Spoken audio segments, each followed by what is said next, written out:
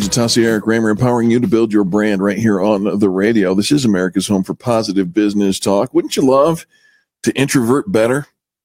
To introvert better? Yeah. Do I not do it well enough now?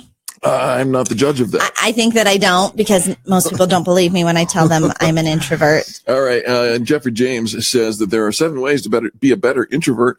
Just ignore the advice that you ought to be an extrovert. Instead, be more introverted, because that's a good thing. He says approximately 100% of the advice offered to introverts amounts to this. Right. Be more like an introvert. He says hogwash. Extroverts are annoying and commonplace. Wow. Why would anybody want to imitate that? That's Jeffrey James saying that, not Eric and Angel. No. Mm-hmm. He says to be more successful, introverts should cultivate their introversion. Is that the word? Yep, introversion. Because that's their source of creativity, thoughtfulness, and ability to adapt to today's busy world. You have 2 daughters, and one of them is probably more extroverted than the other. Is that correct? To say? Yes. Yeah. And yet we've learned, and I've learned as I observe over the 17 years that I've known them, that there are some real qualities to being an introvert through your daughter. She's taught me that. She's taught you that? I haven't taught you that?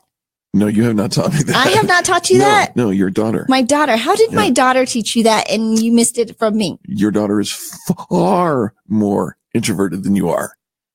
I have a job that requires me to be extroverted, which is where I am extroverted, but right. in behind the scenes and when the spotlight's not on, the microphone's turned off, I'm very introverted. I'm just not shy.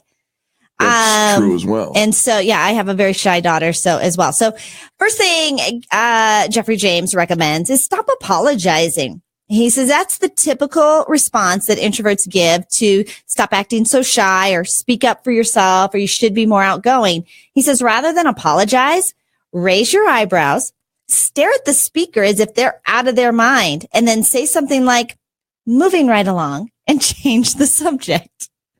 Absolutely. Change the subject. Sorry. He says backtrack when necessary. In business meetings, extroverts tend to plow over introverts. And we've seen that, right? They're the spotlight kid, right? They like to hear the sound of their own voice. Right. And everything revolves around them. And if they didn't say it and you didn't hear it from them, then it didn't count. They recommend moving the conversation to the next item on the list. I'm sorry. He says extroverts move the conversation to the next item on the list while introverts are still considering what to say. He says when this happens, it's entirely appropriate to backtrack to something you wanted to say. So if it didn't get mentioned and it was moved along, it is entirely appropriate to go, backtrack and say, you know what? I wanted to add something to that last comment.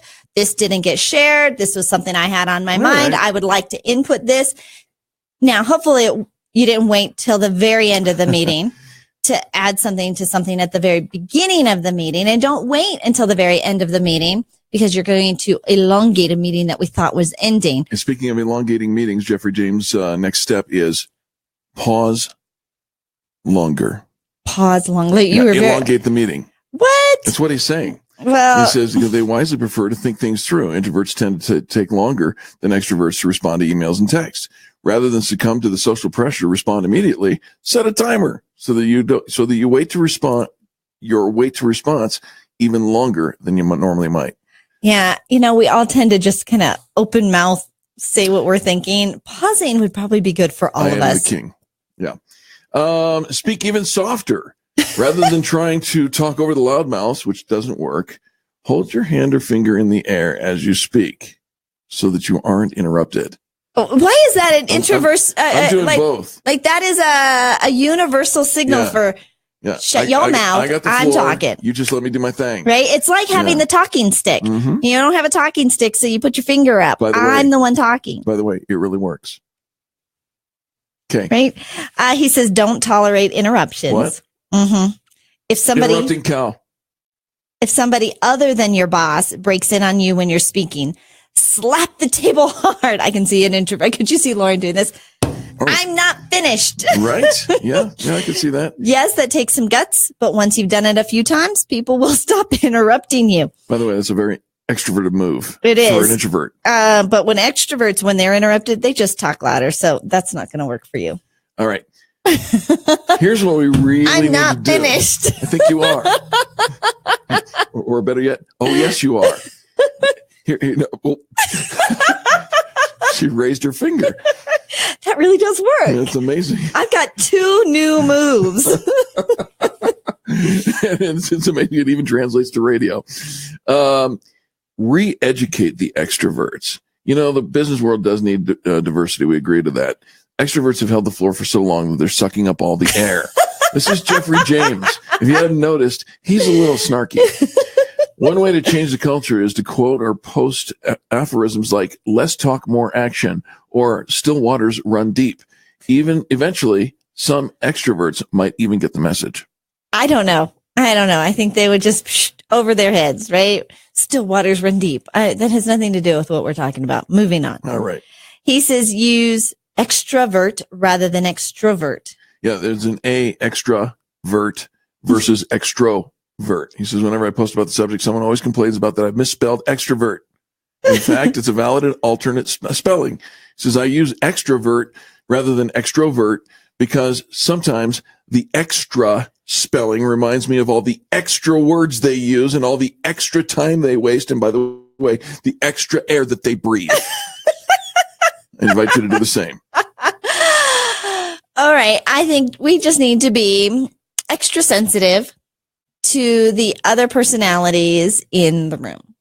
Absolutely. On both sides, right? Because we both, we need the diversity. Sure. It's the yin and the yang. That's they correct. are far more thoughtful, I think, and insightful. Whereas extroverts, we just tend to just jump in and worry about things later. And here was the litmus test. And this is why I say that I'm an introvert. Okay. I read this a long time ago. It's been my story. I'm sticking to it. All right. With gritted teeth. Because it's always argued how you regenerate. Do you need to be around people? Like when you've had a tough day, it's just been overwhelming. Do you need to be around people and socialize, or do you need your peace and quiet and need to be left alone? I am an introvert because I need to be left alone. Hence me shutting off and turning everything off as I go into my weekend. I think you should hold your finger up while you're saying that. I'm not finished. Whoa. We'll be back tomorrow, Lord willing. Thanks for tuning in to this, the Experience Pros Radio Network. America's home for positive business talk.